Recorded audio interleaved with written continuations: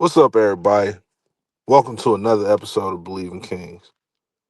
Kings and Blazers just wrapped up tonight, and this was one of those games where the details mattered more than the final score. It wasn't a blowout, wasn't a game that got away early. It was a competitive night that came down to execution, rotations, and decisions. So, some things we got to unpack. From the opening tip, Portland played loose and aggressive. They pushed the pace, attacked early, and made Sacramento work for everything. It was ugly in the beginning. The Kings had stretches where they looked good, especially when the ball was moving and the defense was set. But every time it felt like Sacramento might create separation, here come the Blazers with another answer. That's the theme of this game. It was no breathing room. And then especially after how the last game and the overtime loss, and just like I feel like the Kings were already deflated from, the air was already sucked out their lungs, coming into this game. It was the Golden One Center, the energy was low, and that wasn't necessarily because of the fans. I think usually when you get a back to back like this against not it's not a back to back. Obviously, they played um on Thursday or whatever. But what I mean in playing the same team back to back, usually you look forward to the next game, especially after you lose to the team. But how the Kings lost and how this season has went, I don't think anybody looked forward to this game. I don't think anybody looked like, oh, this is the get back game. This game, it had moments, but it was just things like a lot of missed shots that usually fall. They didn't fall. Possessions ended without a clean look. Like it was the first play of the game. First play of the game, 24-second shot clock violation. Defensive breakdowns that always happen. It seemed like this season. It was like every mistake, it seemed costly. Every little mistake that the Kings made seemed like a big deal. This was a young Blazers team playing fast, confident. You don't get many chances to reset against them. If you don't capitalize on, the momentum that you get at times, you know, they they're going to make you pay. Speaking of making you pay, let's talk about Russell Westbrook. Russell Westbrook has been a guy throughout his career. He's been a guy that made opponents pay. Whether that was just his overall game or just throwing the ball in your face, meaning dunking on you, banging on you, embarrassing you.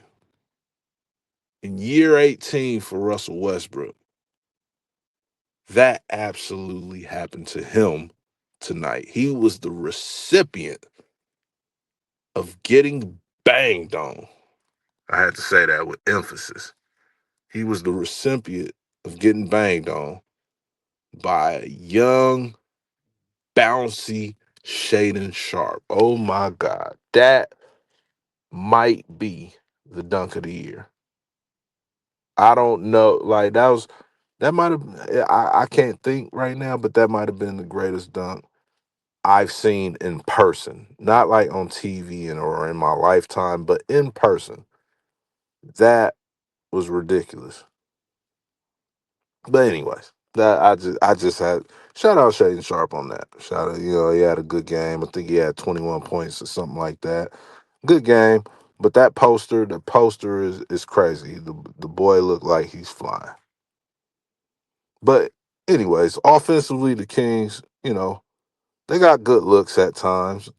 They just wasn't able to knock down enough shots to make it matter. And like you talked to Doug Christie at the end of the game, and he seemed, and I think it's safe to say, the effort was there, but the flow wasn't, in my opinion. I think guys competed. I just don't think guys had the proper tools to actually go and win this game. There's moments, late in possessions where the ball got stuck, timing seemed off, and the Kings had to settle instead of attacking. That's where games like this get decided, especially when they're close. When the execution is clean, those possessions turn into points. Easy ones usually. When it's not, the door stay open for mistakes. And that door stayed open more times than it should have tonight. And when that door was open, the Blazers walked right in. And when they walked through, they didn't walk through politely. They didn't even wipe their feet at the door. They just walked in. It's raining in Sacramento right now. Those of you who are not in Sac, it's raining. They walked in with wet, muddy shoes. And instead of wiping their feet at the mat before coming in, they walked through the door and they sat on the couch with wet, muddy shoes. Now, like I said, the flow was just off at times. They didn't score over 100 points. This game was a winnable game, another winnable game. But the thing that didn't happen that I said I thought would happen, which I said at the end of the last episode, I thought Malik Monk would play. Malik Monk did not play. He is not injured. This is a coach's decision. And to me, his absence was noticeable to me. Because this is a game where the Kings struggled to score. Malik is one of Sacramento's best off the dribble creators on the team. Probably the best. Especially, yeah, he's up there. That's debatable. You got DeMar DeRozan, who, like, I look at DeMar as more of a, back to the basket guy, and especially in the mid range or whatever. But he get to his spot, he go to work. Zach LaVine can get to his spot, but Malik is the one guy that can get all the way downhill, and he can generate some things. He forces the defense to rotate. He could make tough shots. Getting downhill creates a lot of problems, and that's what Malik Monk could do. He could get downhill. He can score. He can make plays for others, which allows the team to score more. But that's not what happened. He didn't play. The bench, I felt like the bench had less shot creation, a lot of late clock possessions. You know, the offense, it relied more on like structure, than improvising. But that not even said, because it should. You want it to rely on structure, but it was like they were forced. It was times where they needed a player who could improvise, and they didn't have it. That's where Malik Monk comes into play. Like, that's where Malik Monk is at his best, when he's improvising. You don't really want him out there thinking too much, being the point guard. You want him out there being aggressive and trying to make plays. And I think, once again, this is two games in a row against the same team, and it's very, very similar outcomes that I personally think. I think if you play Malik I think you win. I'll say that. I think if you play Malik in both of these games, you win.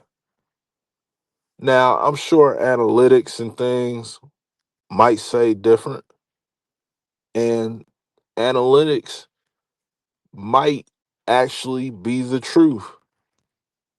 I'm just telling you from when I'm looking at the game and I'm looking at how it's played and the flow or whatever, just how my eyes see it, I don't think Malik Monk should be getting any DMPs.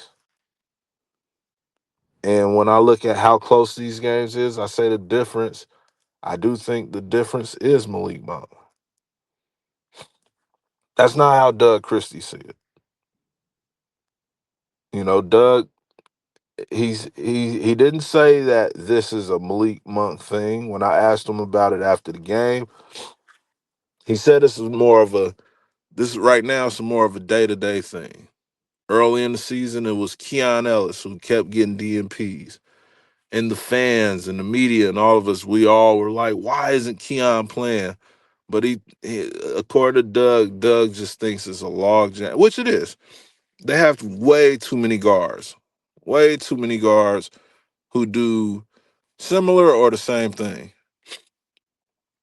And Malik Monk he fits right in that bunch. So he's like it's log jammed. Um, somebody has to play and somebody can't play. Early in the season, it was Keon Ellis. Now it's Malik Monk's turn. And this is according to Doug. This isn't a permanent thing, he said. He said this is, it's more of a day-to-day thing. But they're trying to figure things out. They're trying to figure out some things that work. I also think they're trying to figure out who's the problem. Is it Malik? Because like I said, I think if Malik plays in these last two games, I think the Kings win. But that's not to say that if he does play, like I'm not wrong. I'm just sitting there on the outside looking in talking. Just like all of us. Doug Christie is the one in the seat. He's the one making the final decisions. But who's to say that Doug isn't right? Who's to say? Because he also went on to explain like these are two games, two very winnable games that they could have won and they barely lost. They're not getting blown out. Now, I don't know if he's blaming Malik for the early blowouts. I don't think so, and I think that would be extremely unfair because it's a whole list of players on this roster that we could point at and say this is the problem. This is the problem. This is the problem. So I don't think that's what Doug was saying. But who knows? If Malik plays in this game, is it a overtime loss or did you lose the game by 15? Is tonight's 5-point loss or whatever it is it a bigger loss or closer loss? Because end of the day, it's still a loss. And that's the biggest problem. But like I said, my personal opinion, I think he should play. And I disagree with it's either Keon or it's Malik or it's Dennis Schroeder or whatever. I don't agree. I think the team is 6-22. He acknowledged that. He acknowledged that this team is bad. But they're trying to figure out things to to make things work. They're trying to figure out situations. They haven't had a real starting lineup. No Domantas Sabonis, no Zach LaVine.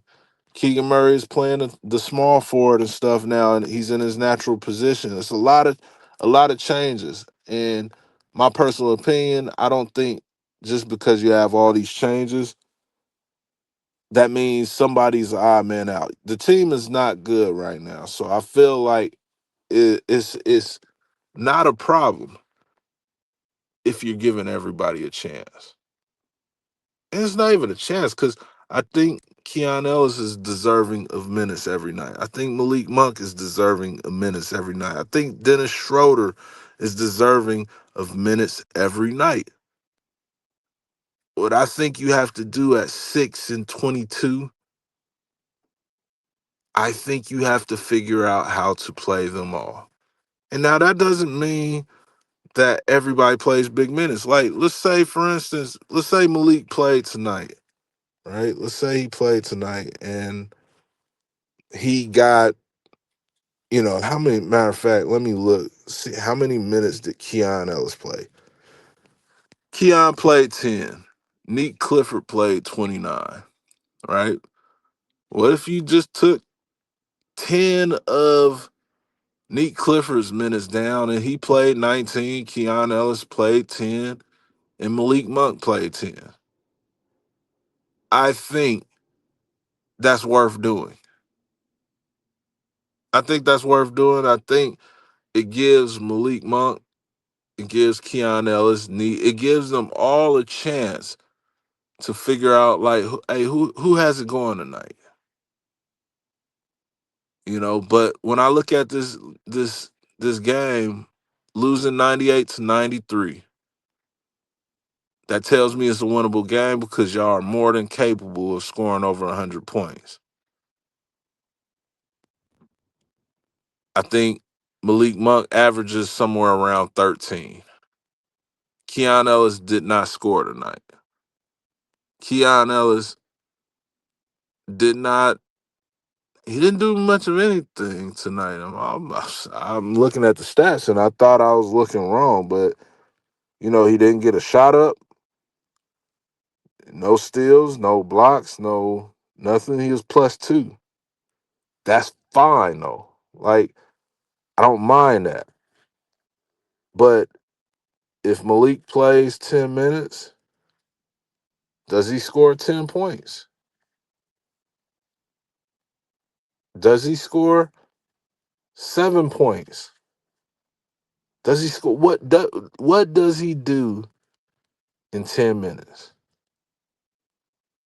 I think if you get Malik Monk 10 minutes, I think the Kings win this game. It was a 5-point game. And like I said, this is all hindsight. This is all, hypothetical. This is all me just creating a random scenario. But with me creating this random scenario, I don't think I don't think it should just be that. I think it's something you have to try every single night, especially with this team. Now, I'll be curious. We'll see what happens tomorrow. This is a true back-to-back now. Tomorrow they play the Houston Rockets, and we'll see if Malik gets a shot tomorrow. It's it's another game and another team. It's going to be a different outcome, whether it's a win or a loss. I'm not saying you only got two ways, but I'm saying it could be a blowout, it could be a close game, it could be a different type of game, it could be a defensive game, offense, whatever. I think depending on the game is how Doug should create his rotation or alter his rotation, but we shall see. That's just my suggestion. My suggestion could mean a lot and it could mean a little. But that's what I'm gonna keep doing. I'm gonna keep suggesting things and y'all tell me in the comments if I'm wrong or if y'all agree with me. But like I said, it's another game, man. It's late. It's past midnight right now. I'm gonna log out and get my behind in bed because it's gonna feel like I took a nap and I'm right back at the arena. Hopefully we get another outcome. Hopefully we get a beam. But we shall see. But this is the Bleav in Kings pod. You know me, your host, Mark Haynes. Till next time, which will probably be tomorrow, I'm out.